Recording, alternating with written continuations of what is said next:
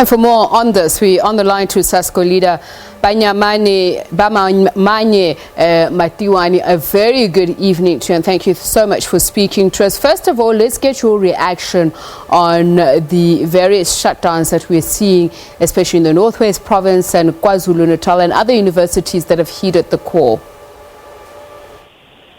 Hello? Mr. Matiwane, the question I'm asking is, what is your point of view about those who've heeded the call for national shutdown for 7 days because of the grievances that you've given to the Department of Higher Education, some of which they say they are unable to acquiesce to? Okay. Thank you very much, leadership.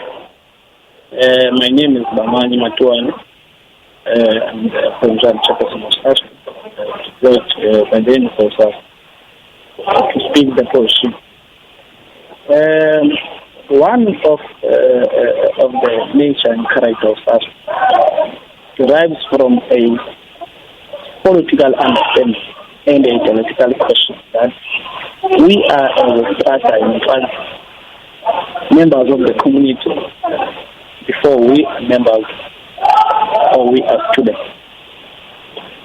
So the argument from Saul, which says the issue of historical death ought to be realized as something that is of the paramount importance, is because we know that in the country we are facing a large number of young people who are unemployed. Then the question will be, why are those people or young people unemployed? You would say that the reason why those people are unemployed is because the universities is helping their results or their graduation certificates. Therefore, they can't apply for work at any point in time.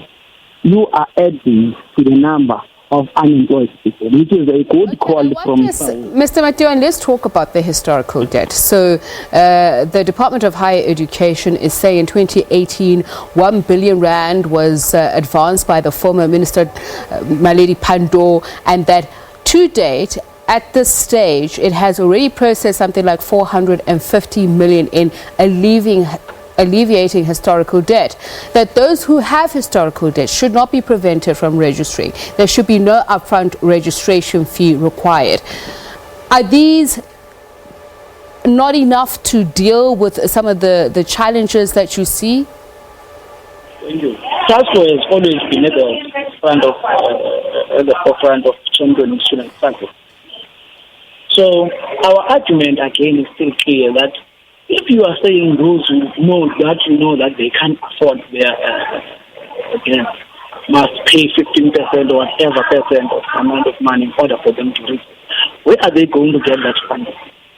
So the call from Saul to say students who have historic debt must register with or without their payment. It's a good call from Saul, and SASCO will support that call 100%. And we are saying that it can't be that the university is going to accept you.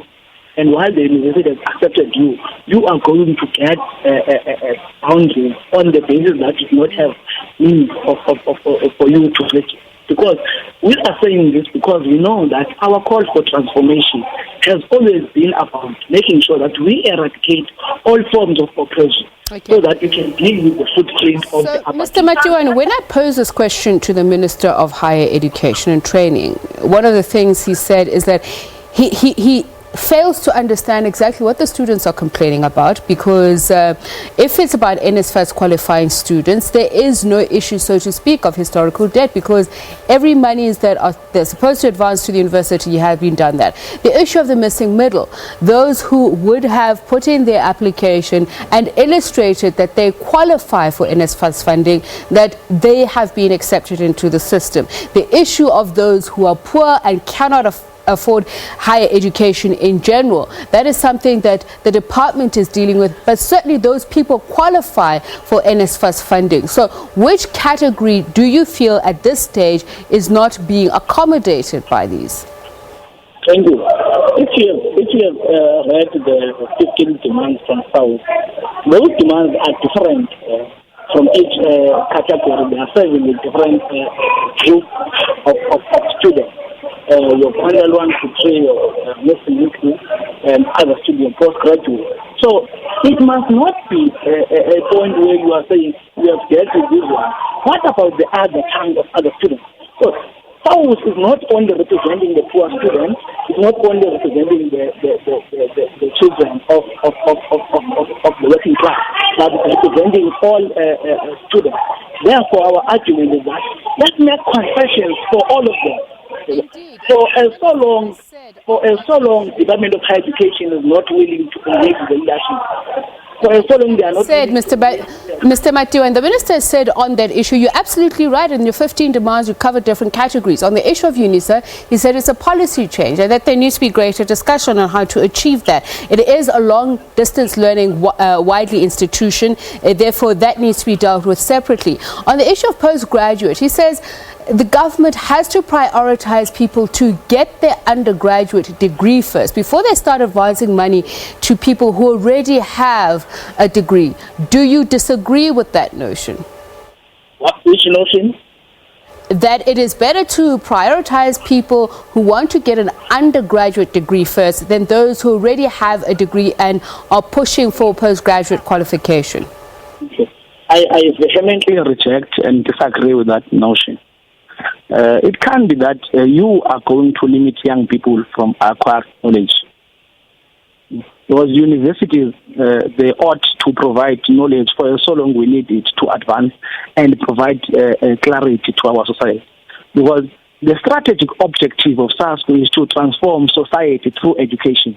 So it can't be that you are going to limit students from a post-grad level where they must acquire a research output and get more facts and understanding of what is happening in the society. And then you say that you are going to limit them because you are prioritizing undergraduate.